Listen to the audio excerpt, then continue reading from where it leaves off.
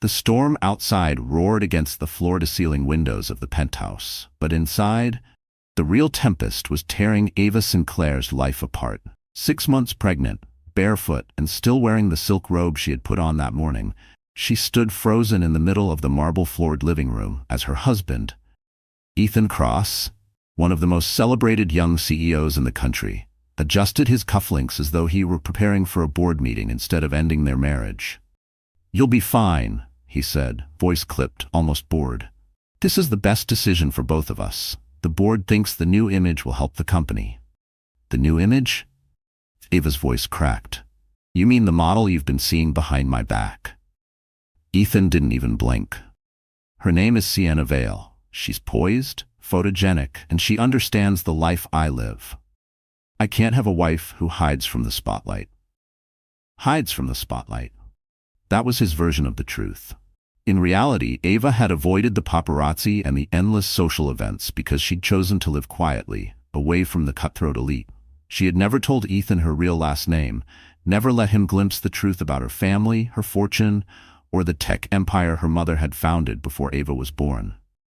To him, she was just the soft-spoken woman who'd been working at an independent design studio when they met, the woman who fell for his confidence and vision. And now he was throwing her away like yesterday's press release. "I'm pregnant, Ethan." Her hand instinctively cupped her belly. "This is your child." His jaw tightened. "My lawyers will arrange a settlement. You'll have enough." Enough. The word landed like a slap. Not love, not commitment, not even respect, just enough. The man who had once promised to protect her now treated her like an inconvenience. He reached for his coat. "The driver will take you to your apartment, the one in Brooklyn. You'll be more comfortable there." "I don't live in Brooklyn," she said, her voice trembling with disbelief. "That's a storage unit you bought to hide me from your friends." He didn't answer. He was already at the door. Introducing the female lead, Ava Sinclair, though Ethan knew her as Ava James, was 29 years old, a talented interior designer with an eye for both elegance and functionality. Or at least, that's the version of her life Ethan had been allowed to see. The real Ava had been born into the Sinclair dynasty, the sole heiress to Sinclair Technologies, a multinational giant that developed AI systems, cybersecurity solutions, and cutting-edge software used by governments and Fortune 500 companies. Her late mother, Elizabeth Sinclair, had been a tech visionary, and her father, Charles, still served as chairman of the board. But after her mother's death, Ava had begged her father for space. The endless networking, the journalists, the deals, it all felt suffocating. She'd moved to the city under an assumed surname, determined to prove she could build a life that had nothing to do with her family name. She never expected that the man she'd fall for would one day humiliate her in the most public way possible. Setting the stage. The Cross penthouse was a sleek testament to Ethan's ambitions. The glass and steel fortress towering above Manhattan, every corner meticulously curated to project wealth and dominance. Tonight, however, the space felt cold, stripped of the illusions Ava had once wrapped herself in. In the corner, a glossy magazine lay open to an article about Ethan's latest merger. On the opposite page was a photo of him and Sienna at a charity gala just 3 nights ago, her glittering gown hugging a body that screamed confidence and youth. The headline gushed about Ethan's magnetic new companion, but Ava hadn't realized how deep the betrayal ran until this very moment.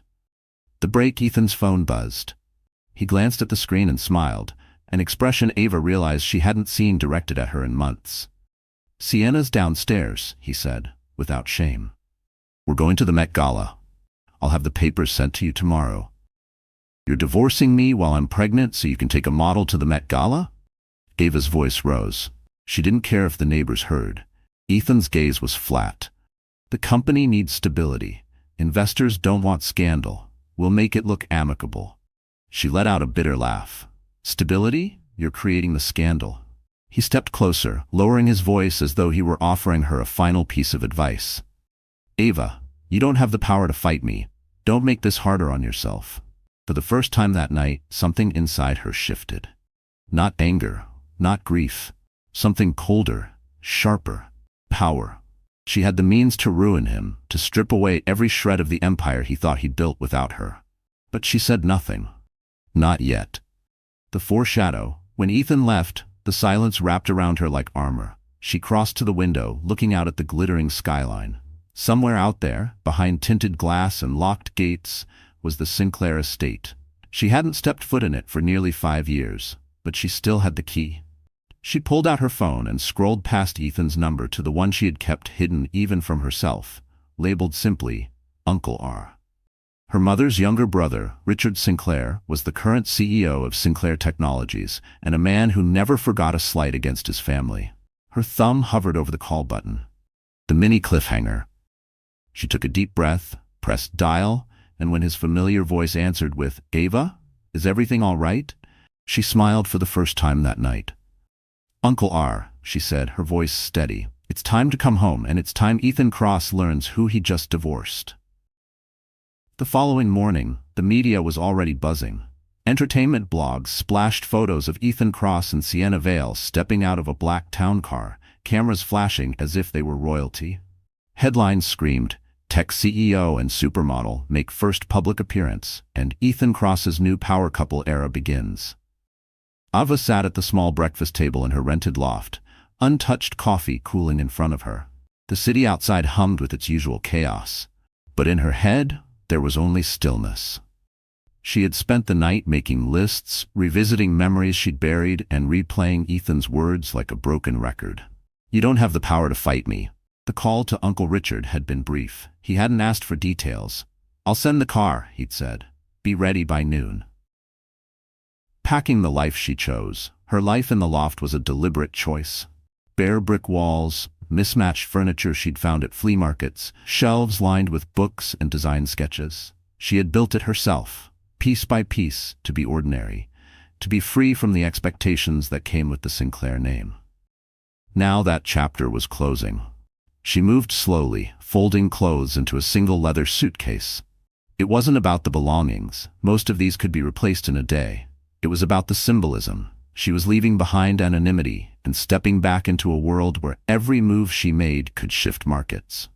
At the dresser, her hand hesitated over a framed photo of her and Ethan from their first year together, smiling on a beach in Santorini, his arms wrapped around her. She dropped it face down and left it there.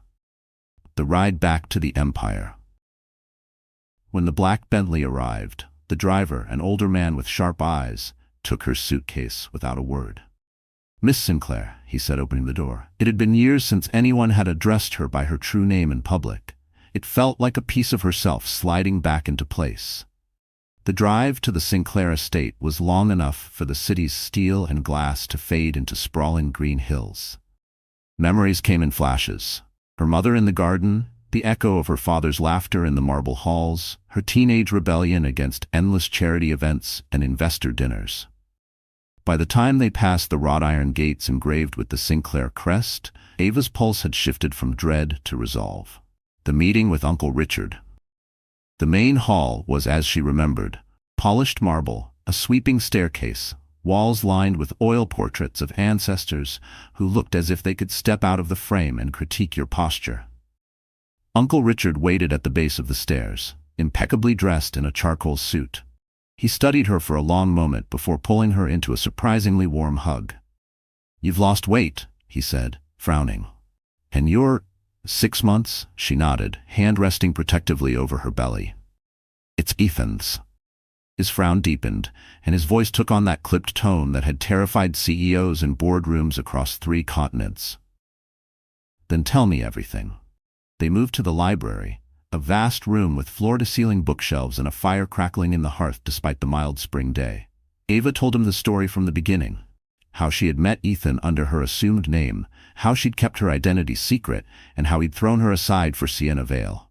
Richard listened without interrupting, his expression unreadable.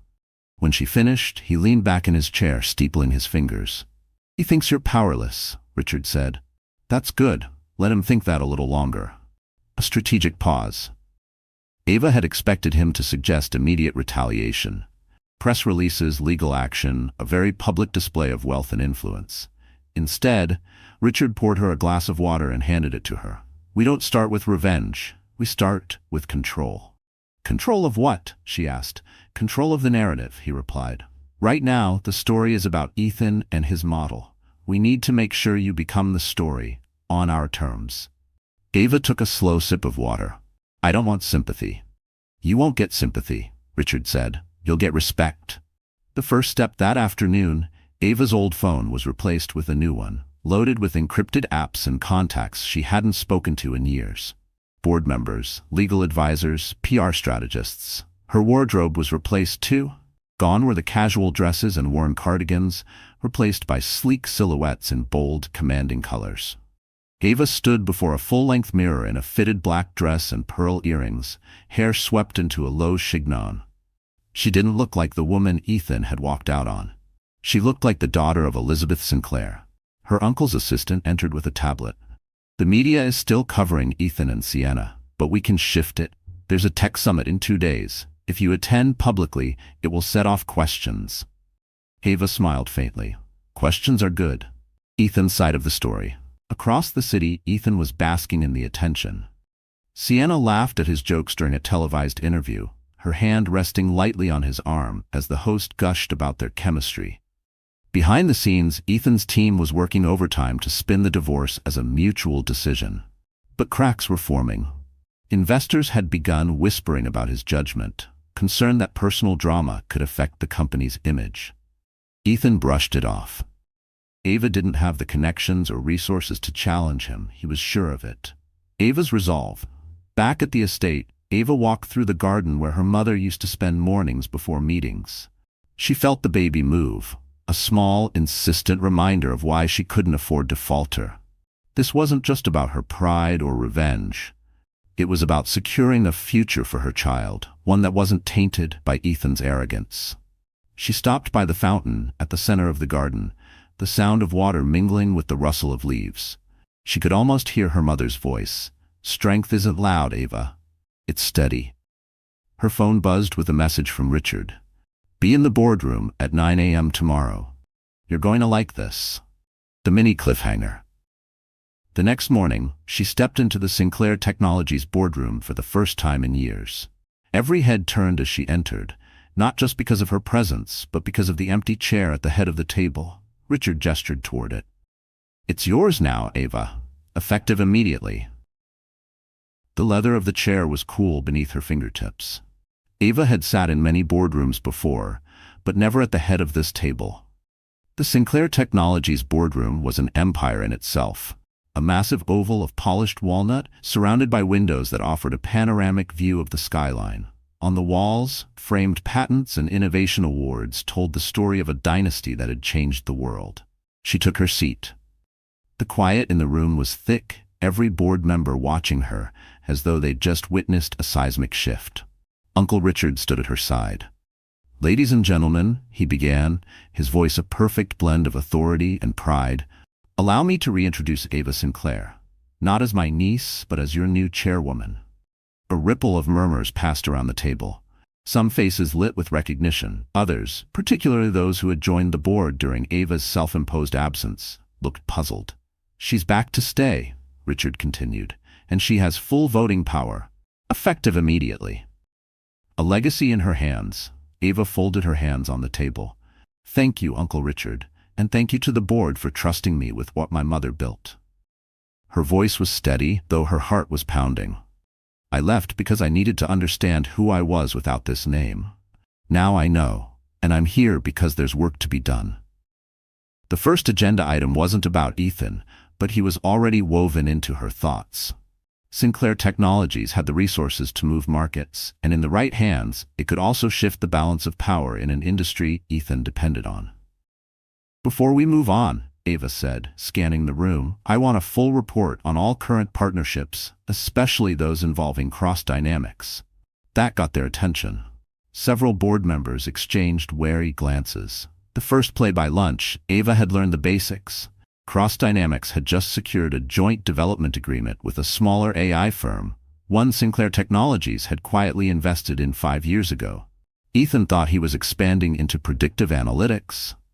He had no idea that Sinclair held majority control over the patents involved. Richard smirked when she pointed it out. So what do you want to do? Nothing, Ava said, leaning back in her chair. Not yet.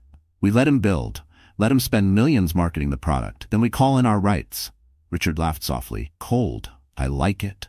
Meanwhile, in Ethan's world, Ethan was riding high on his latest press feature. Tech's new power couple, Ethan Kross and Sienna Vale.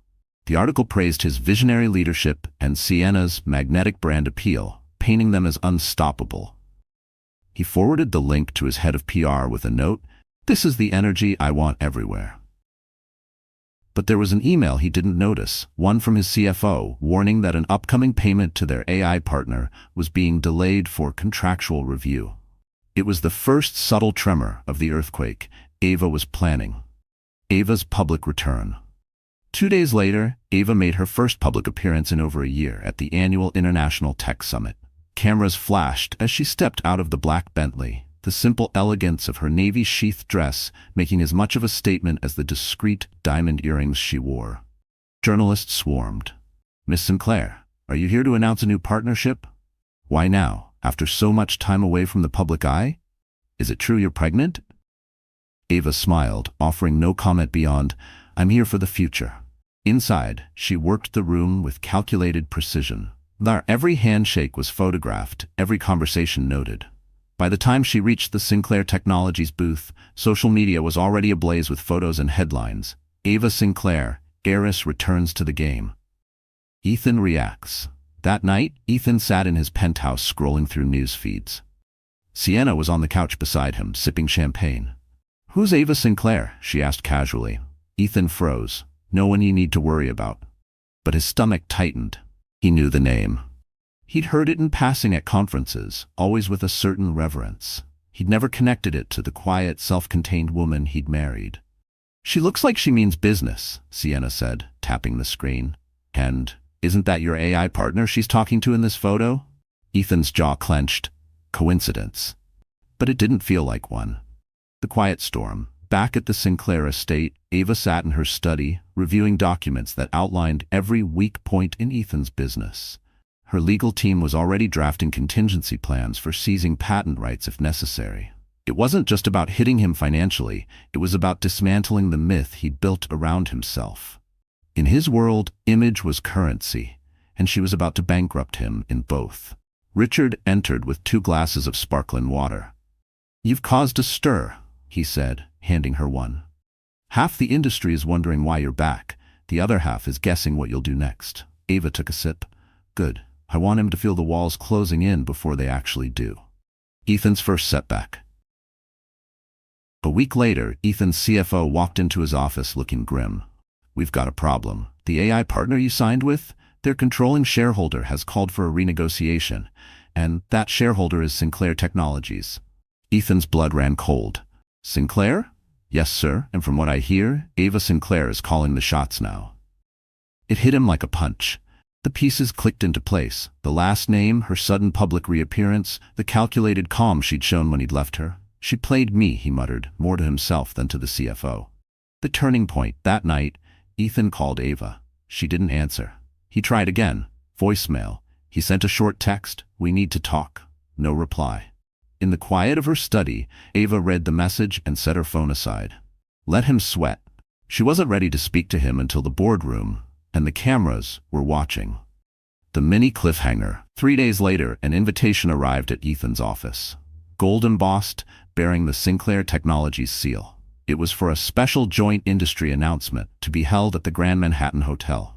At the bottom, in elegant script, was a single line, "Hosted by Ava Sinclair, Chairwoman." The Grand Manhattan Hotel had hosted presidents, royal weddings, and billion-dollar merger signings, but that morning it belonged to Ava Sinclair. The marble lobby gleamed under crystal chandeliers, and a red-carpeted staircase led to the ballroom where the press conference would take place. Rows of velvet chairs faced a long stage draped in Sinclair Technologies' navy and silver banners. Camera crews were already setting up when Ava arrived, escorted by Richard and 2 of the company's senior executives. Her presence was electric. Journalists craned their necks, flashes popped, and the low hum of speculation filled the air. Ethan Kross was nowhere to be seen yet. The calm before the strike backstage. Ava reviewed her notes, though she knew the speech by heart. This wasn't just an industry announcement. This was the first public move in her calculated dismantling of Ethan's empire. The timing, the optics, the stakes, everything had been engineered to ensure maximum impact. Richard leaned in. Remember, we're not here to humiliate him. We're here to shift the market's confidence. Ava gave him a look that was both amused and icy. The market will get the message, and so will he. Ethan's arrival. 15 minutes before the event began, Ethan strode into the ballroom with Sienna on his arm, both dressed as if for a magazine cover shoot. His navy suit was immaculate, his cufflinks catching the light. Sienna's white silk dress was cut to perfection. Cameras swiveled instantly, reporters calling out questions about their power couple status. Ethan smiled for the flashbulbs, but when his gaze found Ava across the room, his expression shifted, just for a second, from smug to wary. She didn't look away. The opening act. The MC, a well-known business journalist, stepped to the podium. Ladies and gentlemen, thank you for joining us for this very special joint industry announcement. Today marks a strategic partnership between Sinclair Technologies and... He paused for effect. Cross Dynamics. A buzz rippled through the audience. Ethan had clearly expected to control the narrative, but Ava had forced him onto her stage, under her rules. Ava walked forward, every step deliberate, her heels clicking against the polished wood. She took her place at the podium beside Ethan, their proximity a picture-perfect photo op, for everyone but him. A calculated speech. "Good morning," Ava began, her voice carrying easily over the room. "As many of you know, Sinclair Technologies has a long history of innovation and strategic growth. Today, we're expanding that legacy with a joint venture that will revolutionize predictive analytics." She turned slightly toward Ethan, her smile poised. "Cross Dynamics will be our operational partner, working under the umbrella of Sinclair Technologies' patent portfolio. Together, we aim to bring advanced forecasting tools to markets worldwide." The phrasing was subtle but devastating. Under the umbrella was corporate language for who held the power. Investors in the room understood instantly. Ethan's jaw tightened. The investor's question. From the audience, a hand shot up. It belonged to a prominent venture capitalist known for backing aggressive tech plays. "Miss Sinclair, could you clarify? Will Sinclair Technologies hold controlling interest in this partnership?" "Yes," Ava said smoothly. "Sinclair retains majority ownership of the intellectual property and product rights. Cross Dynamics will manage implementation under our strategic guidance." Gasps and murmurs filled the ballroom. Ethan's face was a mask, but his knuckles whitened against the podium. Sienna's slip, as Ava fielded more questions. Sienna whispered something to Ethan, loud enough for a few nearby reporters to hear. "I thought you said you had full control." The words spread like wildfire among the press, their pens scribbling furiously. Cameras zoomed in on Ethan's reaction, a flicker of irritation he tried to disguise as a smile. Ava caught it and tucked it away for later. The market responds. By the time the conference ended, headlines were already flooding news sites. Sinclair Technologies dominates new partnership. Cross Dynamics ceded control in predictive analytics deal. Stock tickers reflected the shift. Sinclair shares climbed 4% before noon. Cross Dynamics dipped by nearly 3%. It wasn't catastrophic, but it was a public crack in Ethan's armor, a private exchange. As guests began to disperse, Ethan caught up to Ava near the side exit. "What the hell are you doing?" he hissed under his breath. "Business," she said lightly, stepping past him. "You blindsided me," he pressed. "You could have negotiated." "I did," she cut in, turning to face him. "You just weren't invited to the table." His eyes narrowed. "This isn't over," she smiled faintly. "No, Ethan, it's just beginning." Back at the estate Muftran. That evening, Ava sat in her study watching the replay of the conference on a muted screen. She studied Ethan's face frame by frame, the small giveaways in his posture, the moments where the mask slipped. She wanted him on edge, second-guessing every move. Richard entered with a folder.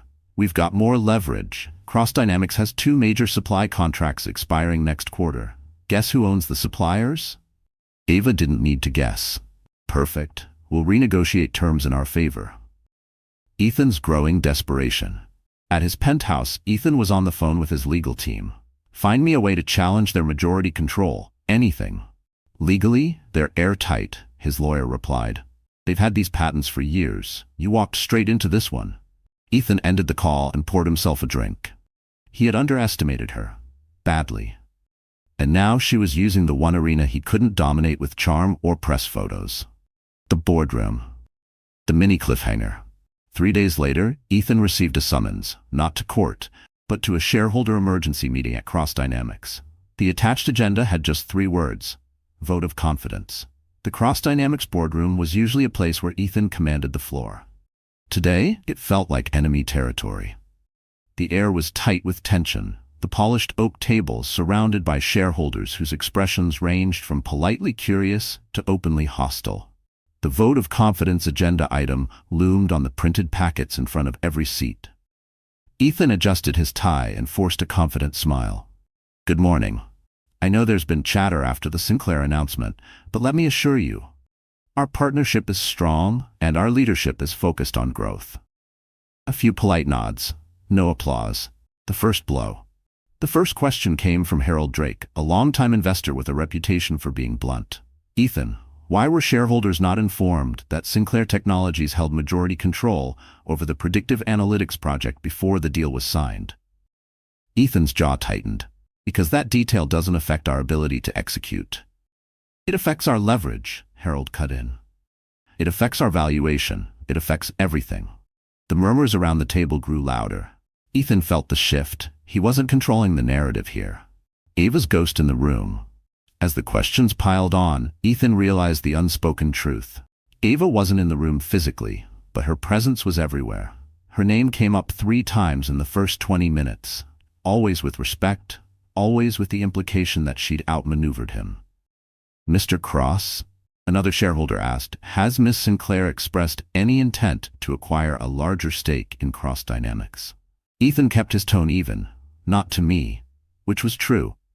But the truth didn't matter when the market believed otherwise.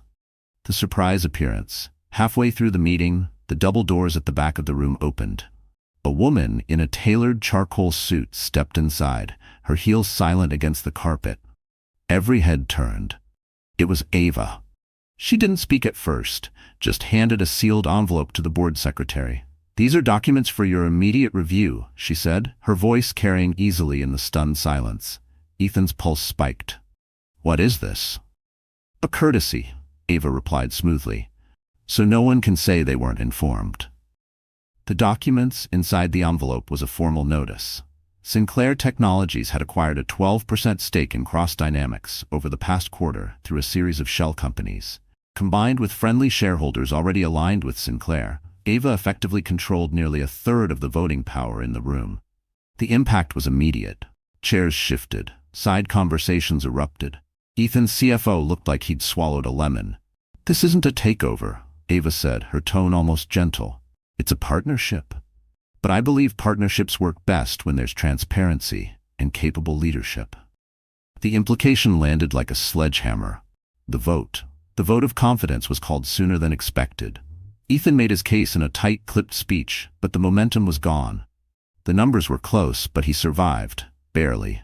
Enough shareholders still believed replacing him now would cause more instability than keeping him in place.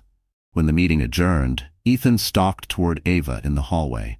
"You came here to humiliate me." "No," she said. "I came here to warn them." "Warn them about what?" he demanded. She smiled faintly. "About storms they don't see coming." Ethan's countermove. That night, Ethan called in favors. If Ava thought she could box him in with quiet maneuvers, he dragged the battle into the public arena. He arranged an exclusive interview with a major business network, framing the Sinclair stake as friendly collaboration and downplaying rumors of conflict. "Cross Dynamics is strong," he told the cameras, "and I have no doubt our partnership with Sinclair will drive unprecedented innovation." But as soon as the segment aired, Ava's PR team released a statement of their own. Sinclair Technologies is committed to supporting Cross Dynamics' growth, under leadership that prioritizes transparency and strategic foresight. It was a perfect mirror, polite, professional, and devastating. The quiet planning. Back at the Sinclair estate, Ava reviewed a list of Ethan's upcoming speaking engagements, partnerships, and investor dinners. "Every event he attends," she told Richard, "will have a presence there, not to confront him, just to remind people that I'm watching." Richard smirked. You're making him fight shadows. Exactly, she said. Shadows are harder to hit. Sienna feels the pressure. Sienna wasn't used to being ignored, but lately Ethan was distracted, tense, and often on the phone late into the night. The lavish dates slowed, replaced by strategy meetings and emergency calls. One evening, she confronted him. This isn't fun anymore, Ethan. You're obsessed with her. I'm not obsessed, he snapped. I'm managing the situation. Sienna folded her arms. Managing or losing? Ava's next move. A week later, invitations went out for the Sinclair Foundation's annual charity gala, a black tie event that doubled as a showcase for the family's influence. Ava had skipped it for years. This time, her name was on the top of the host list. The guest list read like a who's who of the business and political elite. Ethan and Sienna were both invited, though Ava doubted they'd dare decline. Richard caught her eye as they reviewed the seating chart. You're setting a stage. Ava's smile was slow and deliberate. I'm building a theater. The mini cliffhanger. On the night of the gala, the red carpet was a blaze of flashbulbs. Ava stepped out of the Bentley in a sweeping black gown, diamonds catching the light like shards of ice. Cameras roared her name, and at the far end of the carpet she saw Ethan and Sienna arrive, right as the press shouted, "Ava! Over here!" with them for a photo. The Sinclair Foundation's annual charity gala was the crown jewel of the city's social calendar, a glittering evening where billionaires, politicians, and celebrities mingled under the pretense of philanthropy. Tonight, however, it was more than a fundraiser. It was Ava Sinclair's battlefield. The ballroom of the Grand Meridian Hotel shimmered under chandeliers the size of small cars. Crystal flutes of champagne sparkled on silver trays, and the air was thick with the scent of orchids flown in from Singapore. A 40-foot digital display cycled through images of Sinclair-funded projects, schools, hospitals, tech incubators. But no one was looking at the screen. All eyes were on Ava. The entrance. She moved through the crowd with the grace of someone born to command it.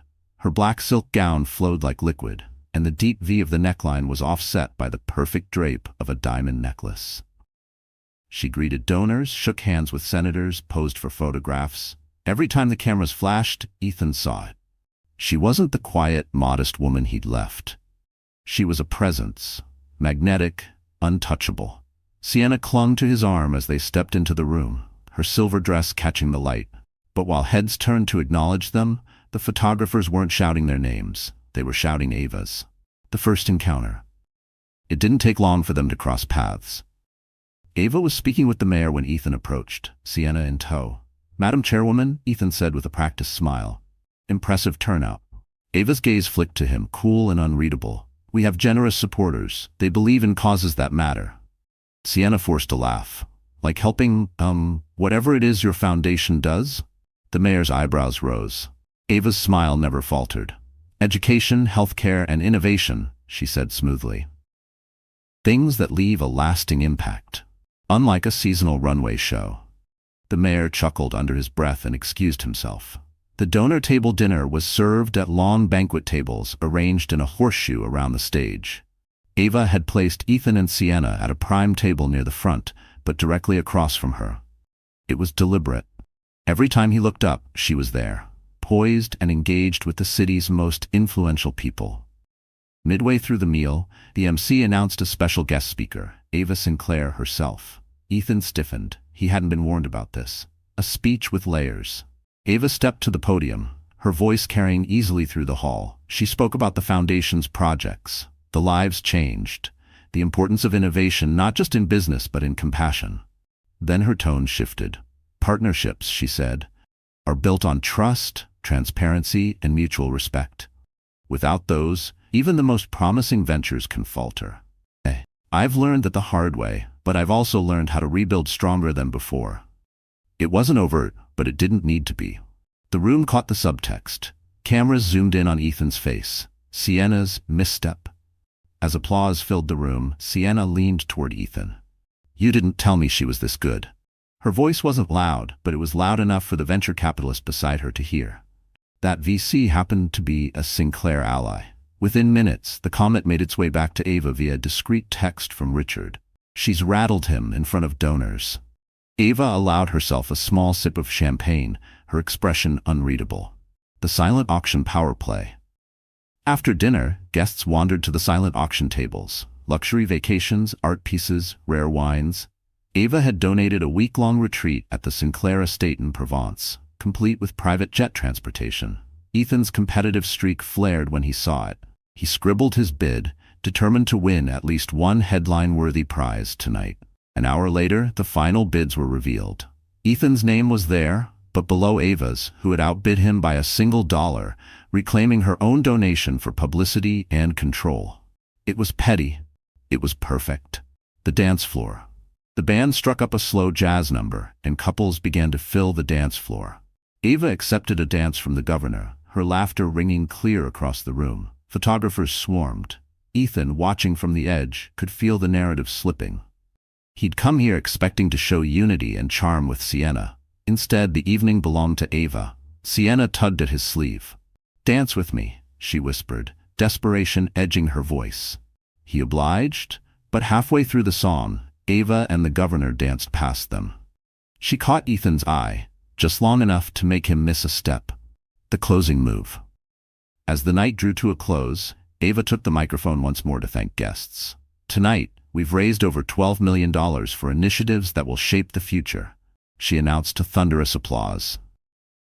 Then, with a glance toward Ethan, she added, "And in the coming months, Sinclair Technologies will unveil projects that redefine what's possible when leadership is aligned with purpose."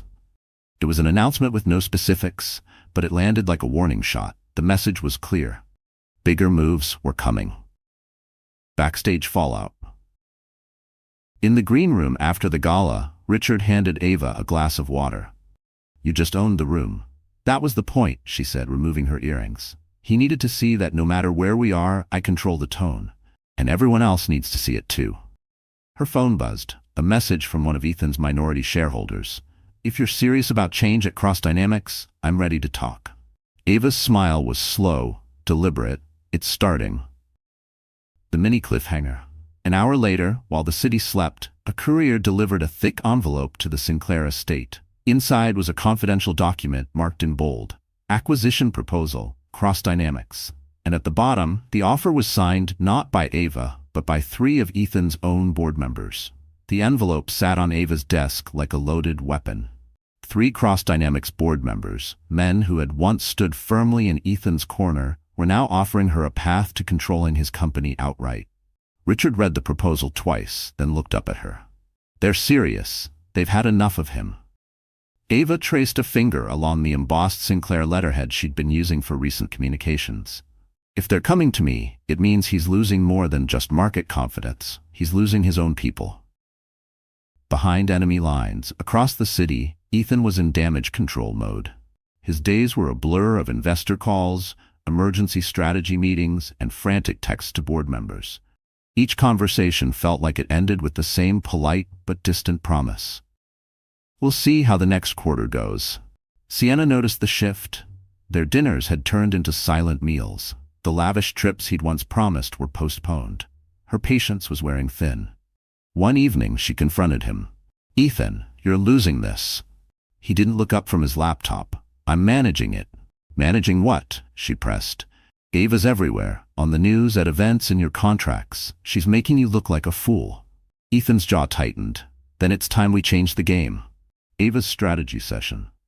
At the Sinclair estate, Ava gathered her inner circle. Richard, her PR head, her chief legal counsel, and a representative from their mergers and acquisitions team. The acquisition proposal was projected onto the wall. "The offer is solid," the M&A rep explained. "If we match it with Sinclair's capital, we'd have controlling interest in Cross Dynamics within weeks." Ava's expression was calm, but her mind was sharp with calculation. "I'm not interested in just taking his company. I want him to choose to give it up." Richard raised an eyebrow. "And how exactly do you plan to make him do that?" She leaned back in her chair. "By making every day he stays in charge more painful than leaving." The pressure builds.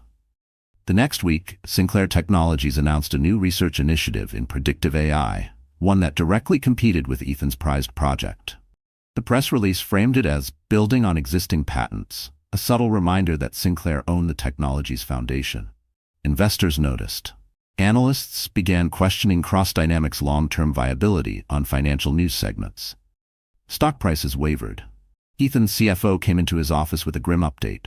"We lost 2 major institutional investors today. They're shifting to Sinclair." Ethan slammed his pen on the desk. "Who?" The CFO hesitated. "One of them was a board ally until last week." Sienna's growing frustration.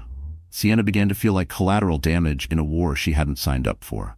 She'd gone from being the glamorous new chapter in Ethan's life to a background accessory in his increasingly frantic schedule. At a dinner with friends, she overheard someone whisper, "She traded the wrong stock." Laughter followed. That night, she asked Ethan point blank, "If she takes your company, what happens to us?" He stared at her for a moment before answering, "She won't take it." But his voice lacked conviction. An unlikely call. Late one evening, Ava's phone buzzed with an unknown number. She answered, and to her surprise, it was Sienna. "I'm not calling to be your friend," Sienna said without preamble.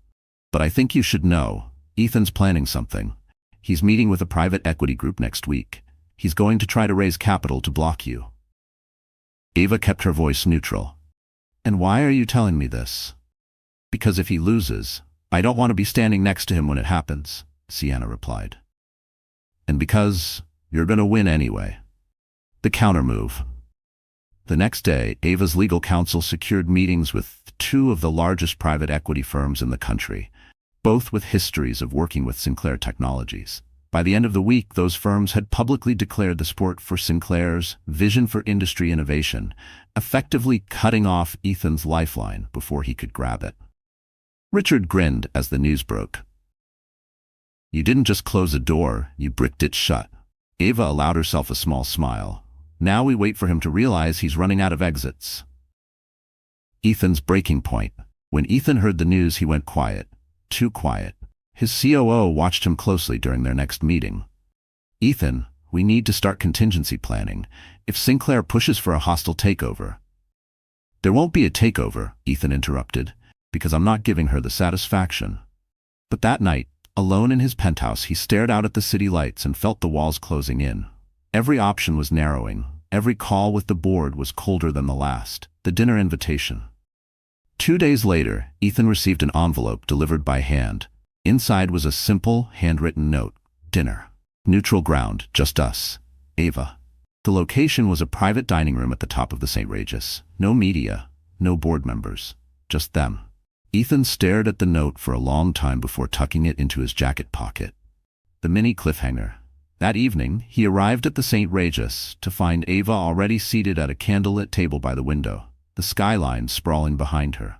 She looked calm, almost serene, as she set down her wine glass. "Ethan," she said, her voice smooth as silk, "let's talk about the price of your piece." The St. Regis dining room was nearly empty, its floor-to-ceiling windows framing the city like a living painting. Soft jazz drifted from hidden speakers, the low light glinting off polished silverware. Ava sat poised, hands resting lightly on the table, a vision of calm control. Ethan approached, his jaw tight but his expression neutral. He took the seat across from her without shaking her hand. "You picked a nice spot," he said flatly. "I wanted privacy," Ava replied. "And clarity." A waiter appeared with a bottle of wine, but neither of them touched it. This was not a dinner for indulgence, it was a negotiation. Opening moves, Ethan leaned forward. "If you're here to gloat, save it. I'm still in control of Cross-Dynamics." "For now," Ava said evenly, "but every day, you lose more ground. Your board is fractured, your investors are looking elsewhere, and you know I have the resources to wait you out." He gave a humorless laugh. "You always did like the long game." "I learned from the best," she said, her tone soft but edged with steel. The offer. Ava slid a folder across the table. Inside was a document labeled Proposed Transition Agreement. "I'm offering you a way out," she said. "You resign as CEO, publicly. In exchange, Sinclair Technologies acquires Cross-Dynamics at a premium that protects your reputation and your remaining shares. You walk away with enough to start over, quietly." Ethan's eyes scanned the pages. "This is generous," he said finally. "Too generous. Which means you want something more." "What I want," Ava said, "is to end this on my terms, not drag it through court and the press." Pride and fear, Ethan closed the folder and set it aside. "You think you can buy my dignity?" I think, Ava said slowly, you've already sold it. To the media, to your ego, to anyone who believed your story about trading up for a model and leaving your powerless spat wife behind. His jaw tightened. This isn't about the marriage anymore. Ava's eyes locked onto his. It's always been about the marriage. You just didn't realize it was also about the business. A flash of vulnerability. For a moment, Ethan's confidence faltered. He glanced toward the window, the city lights flickering like distant fires. I built Cross Dynamics, he said quietly. From nothing. Every deal, every product. On patents Sinclair Technologies owns, Ava interrupted. On a network my family helped you access. You didn't build it alone, Ethan. You just convinced yourself you did. He met her gaze again, the anger returning. And what if I don't sign? The consequences. Ava's voice didn't rise, but it cut through the space between them. Then I keep tightening the noose. Every contract, every supplier, every investor you rely on, I'll be there first. Your stock will bleed value. Your board will vote you out. And when it's over, you'll be a footnote in a business journal article about corporate arrogance. Silence settled between them. The waiter returned to refill their water glasses, oblivious to the quiet war unfolding. Ethan's counterplay. You think you've cornered me, Ethan said. But there's one thing you're forgetting. I still have allies. And not all of them play by your family's rules. Which allies? Ava asked, tilting her head. The ones who already called me this week? Or the ones who've been selling their shares before the next quarter's report? He blinked, the slightest pause revealing the truth. The personal blow, Ethan shifted tactics. What's this really about, Ava? Revenge? Proving you're stronger than me? Her expression softened, not with forgiveness but with certainty. It's about our child. I will not let their name be tied to your recklessness. This isn't vengeance, Ethan. This is protection. For the first time his eyes dropped to her midsection, to the subtle curve beneath the tailored dress. Something unreadable crossed his face. Regret, maybe, but it vanished quickly. A closing window. I'll give you 72 hours, Ava said, sliding the folder back toward him. After that, the offer disappears, and so does your control. He stood, leaving the folder on the table. You're underestimating me. Or, Ava replied, I know you better than anyone. He walked out without another word, his reflection in the glass shrinking as he moved away. Richard's assessment. Back at the Sinclair estate later that night, Ava found Richard waiting in her study. Well? He asked. He's stalling, Ava said, sinking into her chair. He's not ready to admit he's lost. Richard handed her a folder of his own. Then we make the decision for him. We've got enough shareholder support to trigger a special resolution. If we move now, we could vote him out within 2 weeks. Ava looked at the papers, then shook her head. Not yet. Let him feel the clock ticking. Ethan's next call. In his penthouse, Ethan poured himself a drink and dialed a number he hadn't called in years. It's Ethan, he said when the line picked up. I need a favor. Something off the books. The voice on the other end chuckled. Sounds like trouble? You have no idea, Ethan replied. The mini cliffhanger. 2 nights later, Ava's head of security entered her office with a grim expression.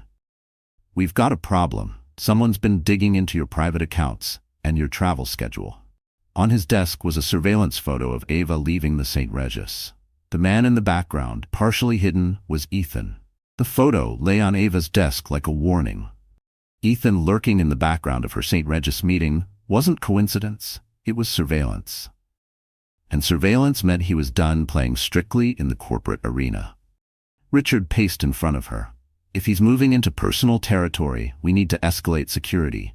You can't risk being caught off guard. Ava closed the folder containing the photo. Security, yes, but I'm not hiding. If he wants to watch me, I'll give him a performance worth remembering.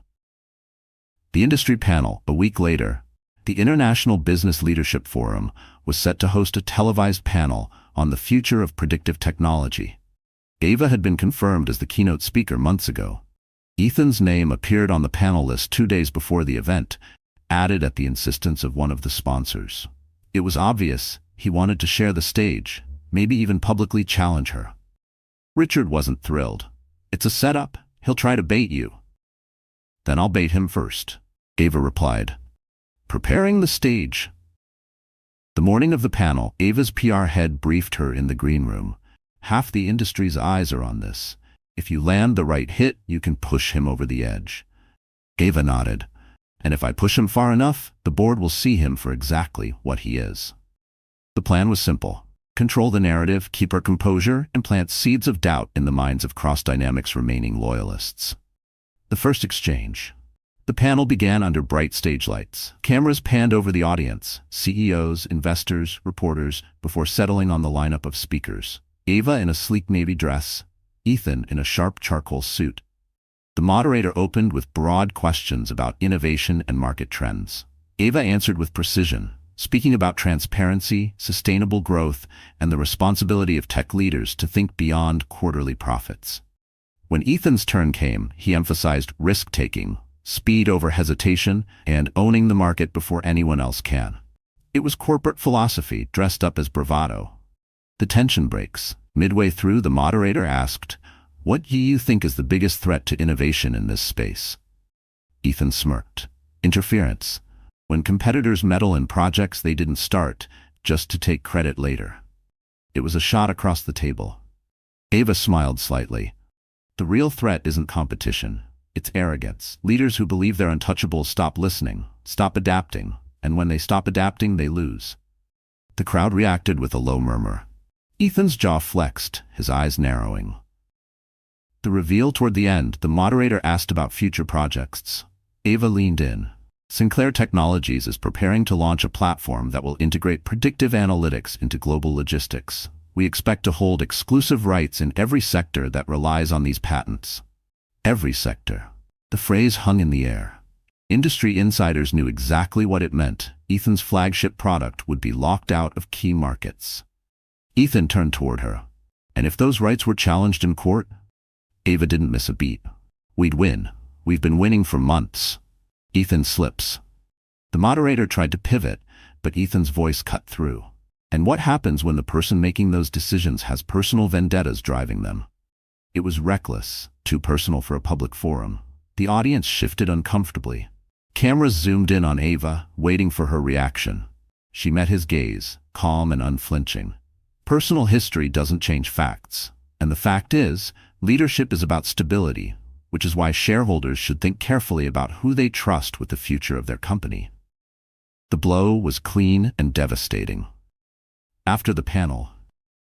In the green room afterward, reporters crowded Ava with questions. She answered selectively, keeping the focus on her projects. Ethan was across the room, speaking in hushed tones to his COO. His face was tight, controlled, but his hands gave him away, flexing and clenching like he was barely containing himself. Richard slipped beside Ava. We've got calls from 2 more Cross Dynamics board members. They're ready to talk. Good, Ava said. Set the meetings. Ethan's fracture. That night, Ethan confronted his COO. You told me this panel was my chance to show strength. Instead, she made me look like I was unraveling. His COO didn't deny it. Because you are. You're fighting on her terms, and the board's starting to ask if you can handle the pressure. Ethan grabbed his coat. Then I'll show them pressure. The next morning, at 8 a.m., Ava's PR team was alerted to a press release from Cross Dynamics. Ethan Cross announces aggressive expansion plan to outpace Sinclair Technologies. It was bold, borderline reckless, especially without the capital to back it. Ava's chief legal counsel looked up from the release.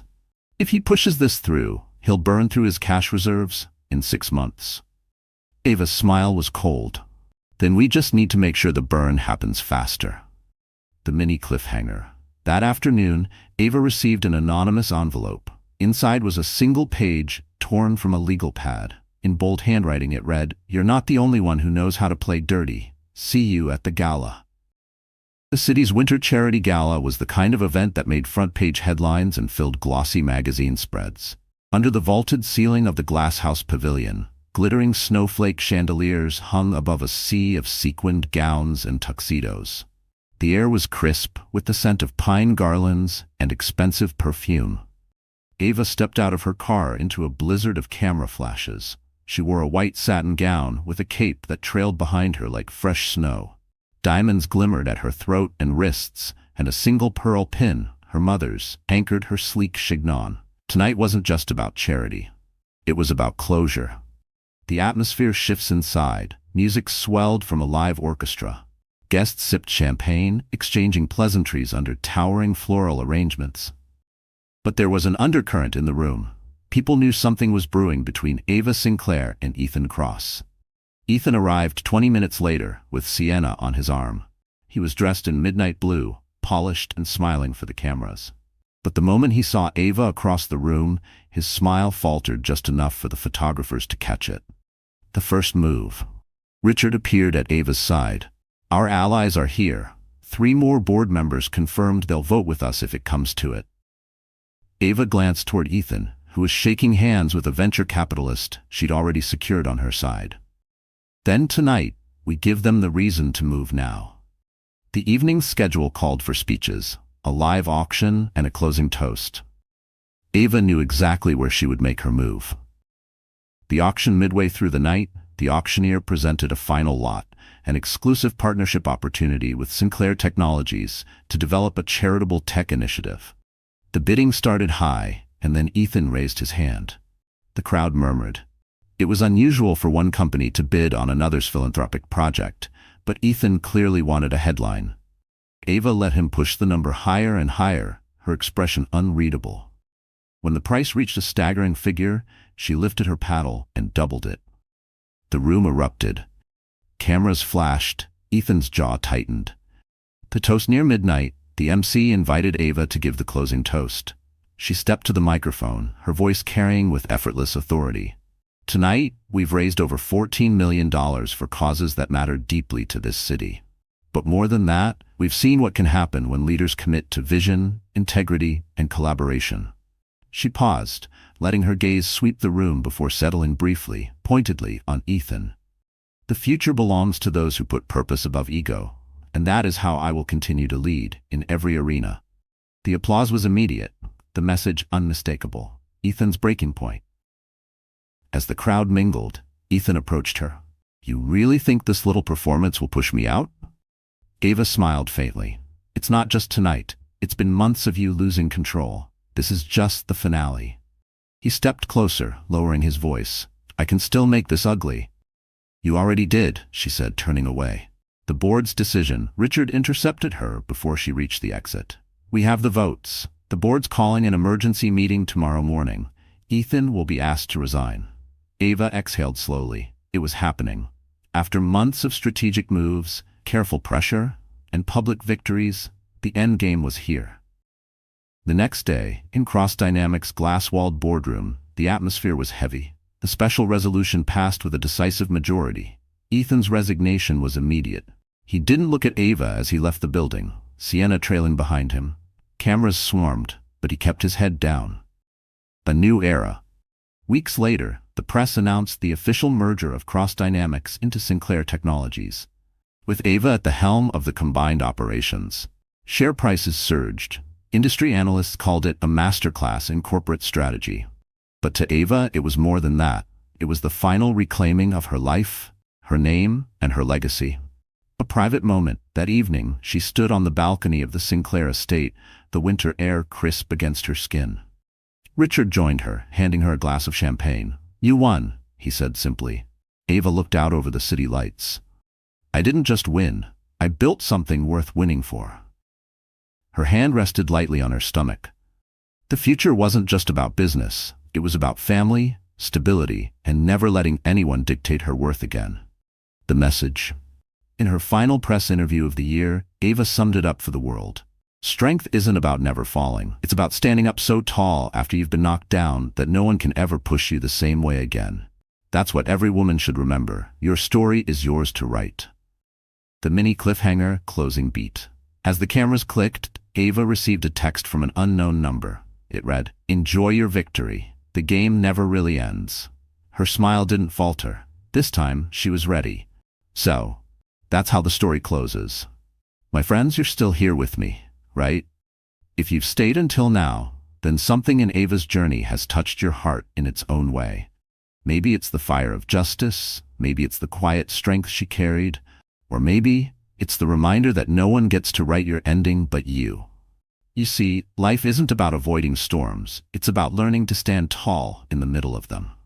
Marcus Aurelius, one of the great Stoic philosophers, once said, "You have power over your mind, not outside events. Realize this, and you will find strength. Ava's story shows exactly that. She couldn't control Ethan's betrayal, the rumors, or the corporate games, but she could control her choices, her dignity, her comeback. And she chose not just to survive, but to rise higher than before. Sometimes people will try to define you by your weakest moment. They'll make you believe that your worth depends on their approval. But here's the truth. You are the author of your story. As Epictetus said, it's not what happens to you, but how you react to it that matters. Ava reacted not with bitterness, but with strategy, courage, and purpose. And maybe you're facing your own Ethan right now. A person, a challenge, a season of loss. Remember, you are not powerless. The pain you feel today can be the fuel for the life you build tomorrow. You can step forward, reclaim your name, and write an ending that makes you proud. If this story stirred something in you, if it reminded you that strength can be quiet, graceful, and unstoppable, then I invite you to keep walking this path with us. Hit that like button, share this video with someone who needs a reminder of their own power, and subscribe so you never miss the next journey we take together. Because, my friends, the world will keep throwing storms at us, but together, we'll keep learning how to dance in the rain.